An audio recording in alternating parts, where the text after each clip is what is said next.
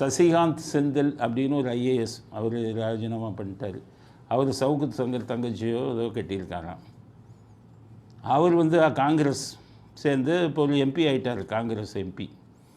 அவர் வந்து தமிழ்நாடு காங்கிரஸ் தலைவர் வரணும்னு நினைக்கிறாராம்.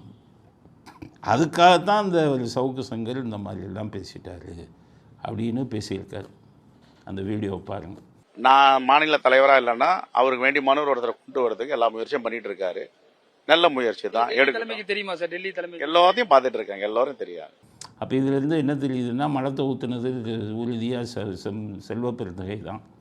அவர் தான் ஊற்றி இருக்கிறார் மலத்தை. அதனால் செல்வ பெருந்தகை மேலே ஸ்டாலின் உடனடியாக நடவடிக்கை எடுக்கணும்.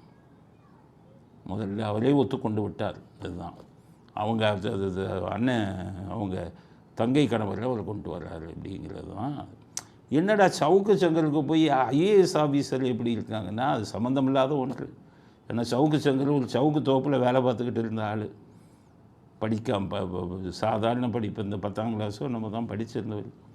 அதுக்கப்புறம் அவங்க அப்பா இறந்து விட்டதால் கம்பேஷனேட் கிரவுண்டு கருணை அடிப்படையில் தான் அவரை இதில் சேர்த்தாங்க, லஞ்ச ஒழிப்புத்துறையில் அவரை சேர்த்ததுக்கு காரணமே அவர் இது அங்கே அப்பா செத்து போயிட்டாருன்னு தான்.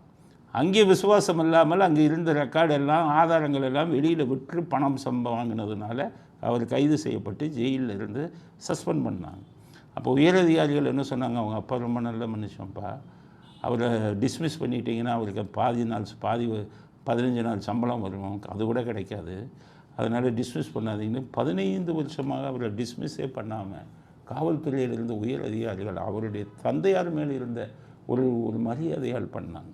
அது பலருக்கும் தெரியாது. ஸோ அப்படி இருந்த வாழ்க்கையில் கஷ்டப்பட்டு வந்தவர். இவருக்கு வந்து அவங்க தங்கை எப்படியோ ஒரு ஐஏஎஸ் ஆஃபீஸரை கட்டியிருக்காங்க. அவர் கூட கன்ஃபர்ட் ஐஏஎஸ்ஸாக தான் இருக்கணும்னு நினைக்கிறேன், டைரக்ட் ஐஏஎஸ்ஸாக இருக்க வாய்ப்பு இல்லை.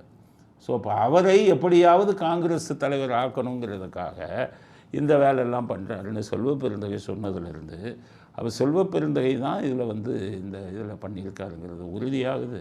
செல்வ பெருந்தகை மேல் கடுமையான நடவடிக்கை எடுக்கணும்.